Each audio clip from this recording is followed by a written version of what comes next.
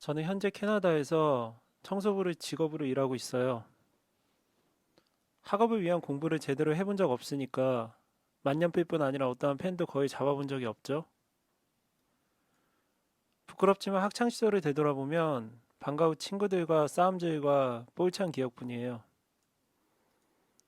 진심으로 지금도 철이 없다고 생각하지만 당시에는 계절의 변화도 인지하지 못하고 이리저리 뛰어다닐 정도로 철부지였어요.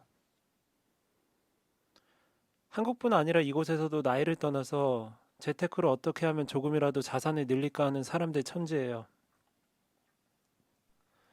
요즘에는 대부분의 정보가 활자로 대변하는 시대에서 글씨 연습이나 하고 있는 것을 보면 내가 지금도 똥오줌 못 가리는 그때와 별반 다르지 않구나 하는 생각이 들기도 해요. 이번 2021년 한 해도 주말도 일하면서 사람들 화장실 똥간이며 나도 내 몸에 때도 메이지도 않는데 묵은 키친 기름때를 벗기느라 육체적 그리고 약간의 정신적으로 힘든 한 해였어요. 아무래도 너무나 자주 찾아오는 번아웃이 또다시 찾아왔어요.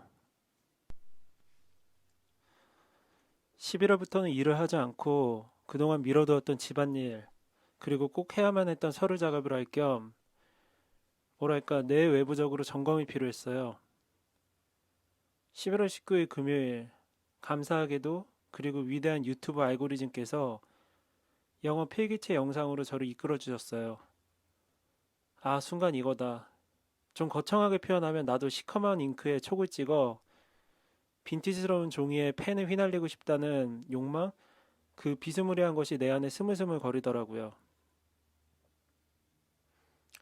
이건 너무 유명한 일화, 아니 신화 같은 건데요. 무라카미 하루키가 도쿄에 피럴케 재즈바를 운영하고 있었어요. 일이 너무 바빠서 스트레스 풀 겸 동네 야구장에 가서 맥주 마시면서 경기를 관람하는데 당시 미국인 타자 데이브 헤이튼의 안타 치는 소리에 아, 소설을 써야겠다 하는 믿거나 말거나 신의 영감 같은 것을 받았다고 하네요. 당연히 냉정하게 생각하면 저는 그 정도는 아니에요. 하지만 누구나 살면서 어떤 강렬한 느낌을 받을 때가 있잖아요. 그런 거예요, 그냥. 저의 경험을 통해서 말씀드리자면 스스로 저에게 또 한 달이라는 시간을 주었어요.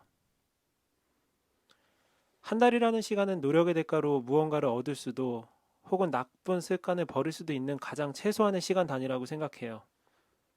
저는 지난 2년 동안 새벽 3시 55분에 항상 일어나고 있어요. 주위 사람들이 뭐 늙은이냐, 그 시간에 일어나서 뭐 하냐, 그런 말들 많이들 하는데 일 가기 전에 4, 5시간 동안 하루에 해야 하는 모든 일들을 해치워 버려요.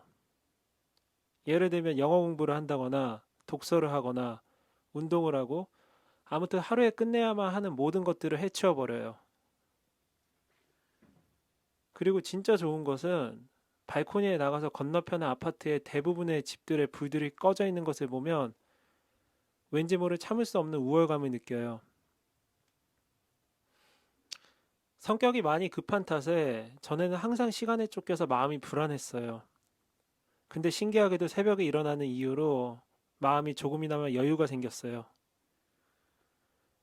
대부분의 사람들이 자고 있을 그 시간이 저에게는 하루 중 가장 소중한 시간이에요. 이러한 습관 역시 한 달 프로젝트에서 시작되었어요. 아시다시피 또다시 새로운가를 시작하면 뭔가 풀리지 않는 부딪힘이 생겨요. 이번 글씨 연습도 그랬어요. 처음에는 글씨가 발로 쓴 건지 똥구멍으로 썼는지 심지어 내가 쓴 글씨인데도 읽을 수가 없더라고요. 처음 며칠은 과연 내가 글씨 좀 쓴다는 명함 정도 내밀 수 있을까? 포기하지 않고 한 달 프로젝트를 끝마칠 수 있을까? 가까스로 한 달이 지나면 어느 정도 잘 쓸 수 있을까 하는 의구심들이 들었어요. 어쩌면 잘 못 쓰는 것은 너무나 당연한 거였어요. 펜도 잡아본 적도 없고 가끔은 영어 알파벳의 순서도 깜빡깜빡 할 때도 있고 영어 단어 스펠링도 간단한 것들만 외우고 있으니 영어 필기체의 본질인 빠르면서 맛깔나게 쓸 수는 없는 거죠. 쉽사리 인정하고 나니 자기 검열 따위는 그만두게 되었어요. 그리고 이렇게 생각했어요. 나의 목표는 정해진 한 달이라는 시간 안에서 지속과 집중하는 것이다. 이게 바느질 용어인지는 모르겠지만 한 땀 한 땀이라는 표현이 있잖아요. 바느질할 때 한 땀이라는 말은 어떤 물체를 비집고 들어가서 그것을 뚫고 그 바늘을 당긴다라는 의미를 가지고 있어요. 그리고 우리가 흔히 알고 있는 땀이라는 단어에는 어떤 행위에 대한 수고의 의미가 내포되어 있잖아요. 어떠한 목표에 도달하기 위해서는 단단히 가로막혀 있는 것을 물리적인 힘에 의해서 다소 느리게 느껴질지는 모르겠지만 뚫고 나가야 한다는 거예요. 그 있죠? 여자들이 미치는 브랜드 중에 에르메스라고. 명품 중에 명품인 에르메스는 원래 말의 안장을 만들던 프랑스 장인들의 전통을 이어받아서 지금까지 이어져 오는 브랜드죠. 가방 작업에 투입된 사람들은 최소 10년, 그러니까 4만 3천 시간의 연습으로 숙련된 사람만이 가방 하나를 만들기 위해서 손수 한 땀 한 땀 수를 놓아 만들게 되죠. 그 하나의 백은 2만 6천 땀으로 완성되어 현재 세계에서 가장 가치 있는 브랜드가 되었어요. 뭐 가격은 어마무시하죠. 돈이 있어도 당장 손에 넣을 수 없으니까요. 역시 세상에 수많은 가치 있는 것들은 인간의 손에서 탄생하더라고요. 예전에 조르주 세라의 그랑자트 섬의 일요일 오후라는 그림을 참 좋아했어요. 이 그림은 선으로 그림을 그린 게 아니라 점 있죠? 땡땡이로 그린 거예요.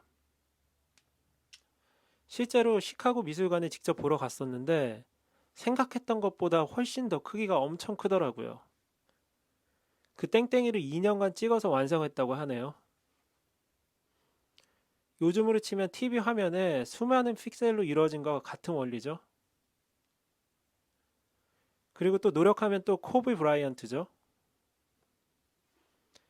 이미 당시에도 NBA 최고의 선수임에도 불구하고 매일같이 새벽에 일어나서 가장 기본적인 자세를 수없이 반복함으로써 다른 선수들과 차이를 가지게 되었어요.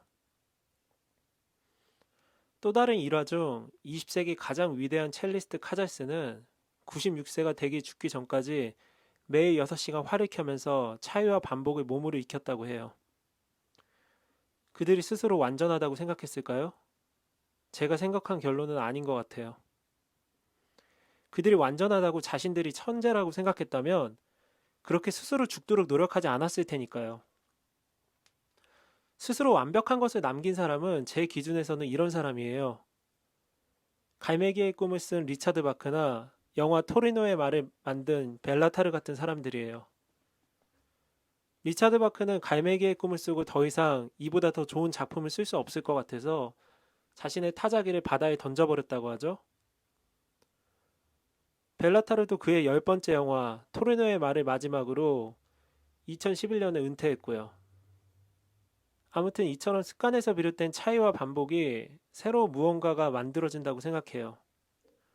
반복하고 또 반복하고 그 참는 고통을 통해서 우리 내면의 변화가 이루어져요.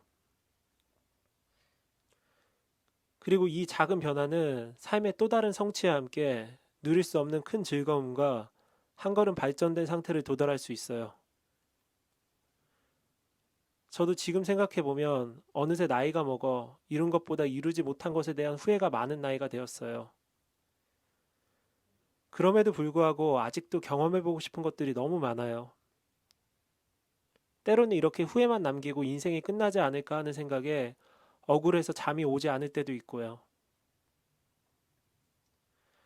간혹 챗 베이커처럼 트럼펫 연주도 해보고 싶고 DSLR 카메라로 예쁜 와이프와 아이들 사진도 찍어주고 싶고 물이 무서워서 10년째 수영을 배우고 싶다는 마음만 가지고 있었는데 바다 수영도 해보고 싶어요. 긴 영상 봐주셔서 진심으로 감사합니다.